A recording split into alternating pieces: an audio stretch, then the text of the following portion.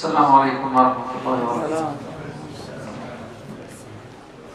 الحمد لله رب العالمين، حمدا طيبا مباركا فيه كما تحب وترضى. اللهم لك الحمد بالإيمان، ولك الحمد بالإسلام، ولك الحمد بالقرآن، ولك الحمد بالصلاة والقيام.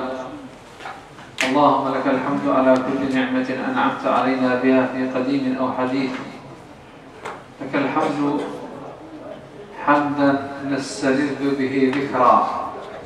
ربي لك الحمد العظيم لذاتك حمدا وليس لواحد إلاك، يا مدرك الأبصار والأبصار لا تدري له ولكنه إدراكا.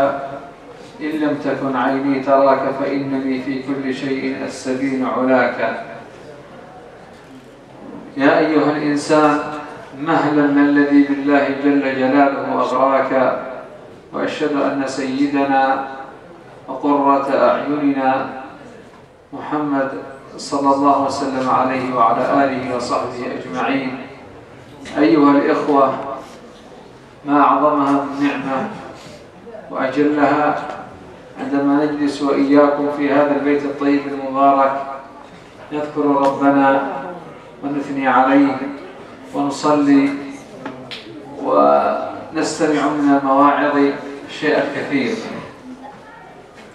والموعظة مبنية على الاختصار، وإلا كل عنوان يحتاج إلى جلسات. لكن حتى تعم الفائدة ويتنوع المواضيع خطر في ذهني أن أبين لإخواني في هذا اليوم موضوعا موجزا، وهو أن رمضان يذكرنا بالأخوة الإسلامية. نحن نصوم جميعا في وقت واحد ونفطر في وقت واحد ونأتي إلى مكان واحد ونصلي خلف إمام واحد ونسمع كلاما واحدا ونعبد ربا واحدا ونتوجه إلى قبلة واحدة. هذا كله يدلنا دلالة واضحة على أن رمضان يجسد الأخوة الإسلامية. هذه الأخوة التي لا توجد إلا عند المسلمين. عندما عرفوا هذا الدين أصبحت أخوتهم نعمة. قال الله جل ثناؤه: وألف بين قلوبهم لو أنفقت ما في الأرض جميعا ما ألفت بين قلوبهم ولكن الله ألف بينهم إنه عزيز حكيم. واذكروا نعمة الله عليكم إذ كنتم أعداء فألف بين قلوبكم. فالألفة والأخوة نعمة من نعم الله عز وجل.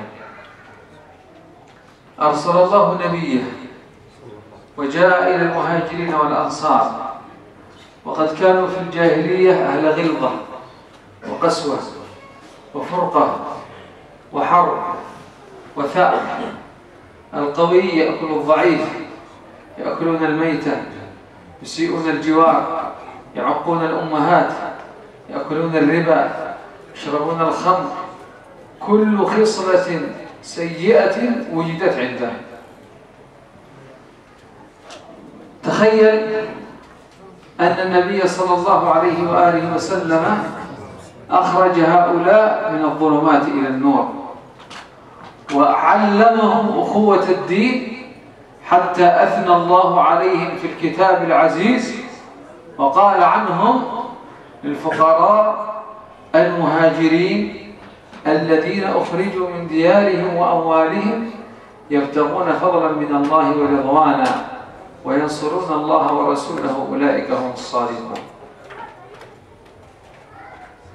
ثم تكلم عن الأنصار: والذين تبوأوا الدار والإيمان من قبلهم يحبون من هاجر إليهم.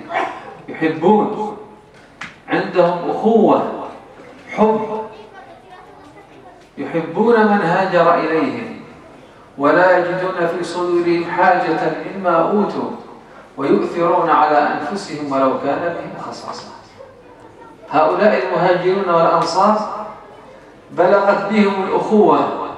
أيها الإخوة، نريد أن نتعلم الأخوة في رمضان، أن يأتي عبد الرحمن بن عوف إلى سعد بن الربيع. عبد الرحمن بن عوف من المهاجرين وسعد بن الربيع من الأنصار، آخى بينهما النبي صلى الله عليه وسلم، ويقول له: يا عبد الرحمن، هذا مالي أقسمه بيني وبينك نصفين، وعندي زوجتين، اختر ما شئت وأنا أطلقها ثم تتزوج بها. أي أخوة هذه؟ ثم قال: بارك الله لك في أهلك ودلوني على السوق. بلغت أخوتهم أيها الكرام كما قال صلى الله عليه وسلم: ذاق ثلاثا من كن فيه وجد بهن حلاوة الإيمان. أن يحب المرء، ثلاث خصال، لكن الشاهد أن يحب المرء لا يحبه إلا لله، هذا هو الإيمان.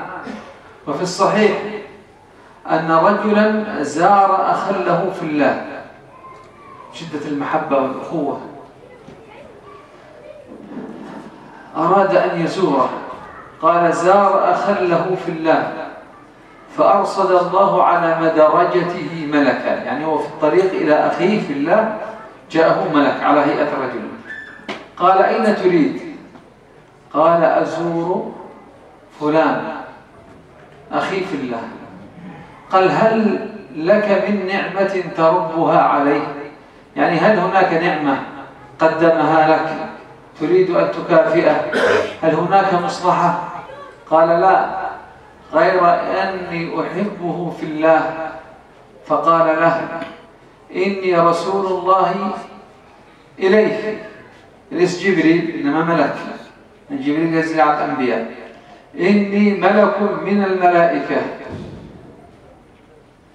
يخبرك الله أنه يحبك بمحبتك لأخيك. تأملتم أيها الأخوة؟ نجتمع في مكان واحد، نتذكر الأخوة، نتذكر الألفة. إن الأخوة أيها الأخوة هو الذي بني بها الإسلام. وصل الإسلام إلى مشارق الأرض ومغاربها بالأخوة الإسلامية، بالمحبة. عندما يمر الإنسان فيسلم على أخيه. وحقوق الأخوة في الإسلام كثيرة، إذا لقيته هناك حقوق عامة وحقوق خاصة، لكن كما قلت حتى لا يتوسع الكلام نأخذ ببعض الفرائض. من حق المسلم على أخيه أنه إذا لقيه في الطريق ماذا؟ وخيرهم الذي يبدأ في السلام. دخل رمضان كما سئل ابن مسعود: كيف كنتم تستقبلون رمضان؟ قالوا ابن مسعود: قال: كنا نستقبله ولا يجرؤ أحد أن يحمل على أخيه ضغينة. يعني كانوا يستقبلون رمضان ولا يجرؤ أحد أن يحمل على أخيه ضغينة من حقد أو غل أو حسد. هذا رمضان، وهذه هي أخوة الإسلام. كان ابن عمر يجلس في السوق وينتظر من يسلم، يقول: السلام عليكم.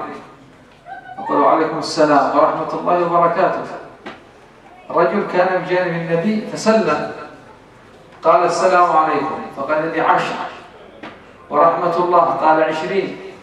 وبركاته قال: 30. تقرئ السلام على من عرفت ومن لا تعرف.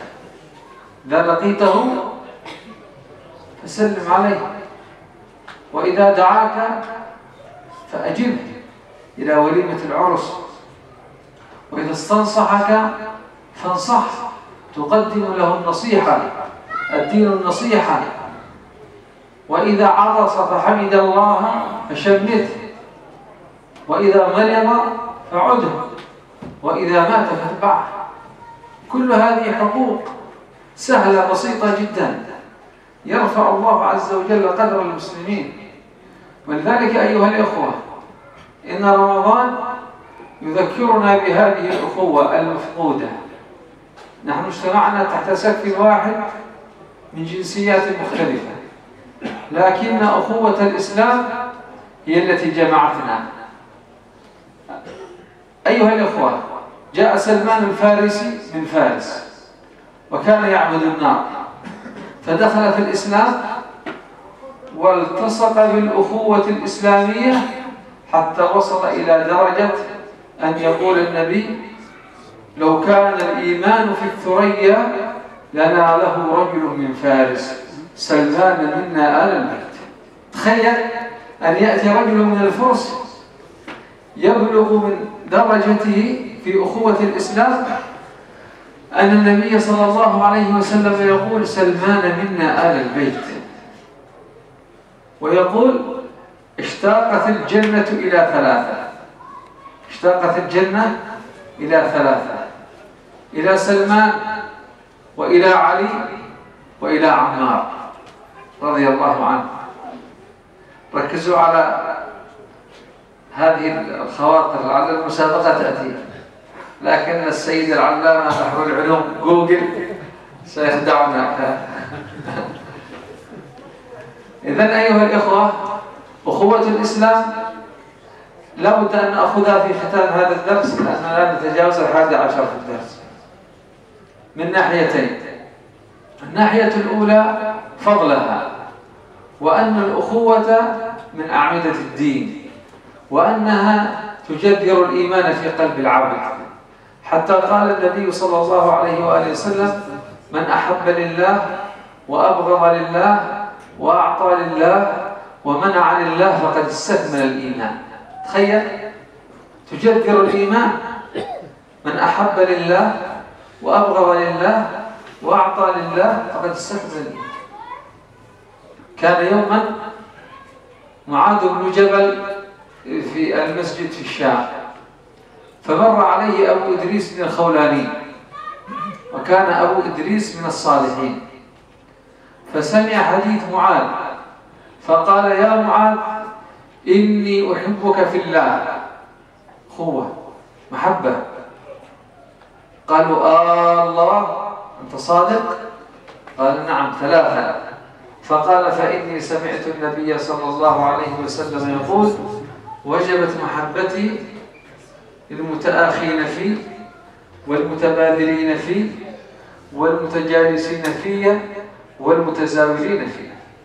إيمان ثم تنال محبة الله.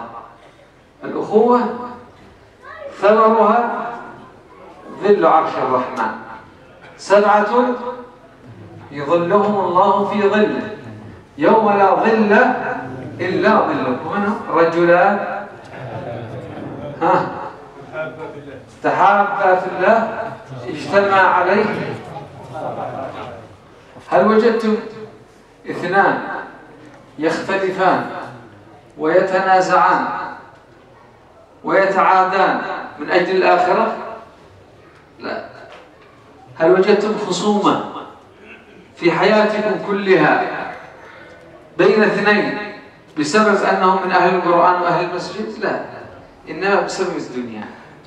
إذن أيها الإخوة، إن رمضان يعلمنا فضل الأخوة، والأخوة لها حقوق ولها واجبات ولها محاذير ولها بنود، إلا أن طرفا من الحديث ينصب على ما نحن فيه، فنجذر أخوتنا، نتفقد الفقير، نتفقد الضعيف، نتفقد المسكين، نتفقد إخواننا الذين لا يأتون المسجد.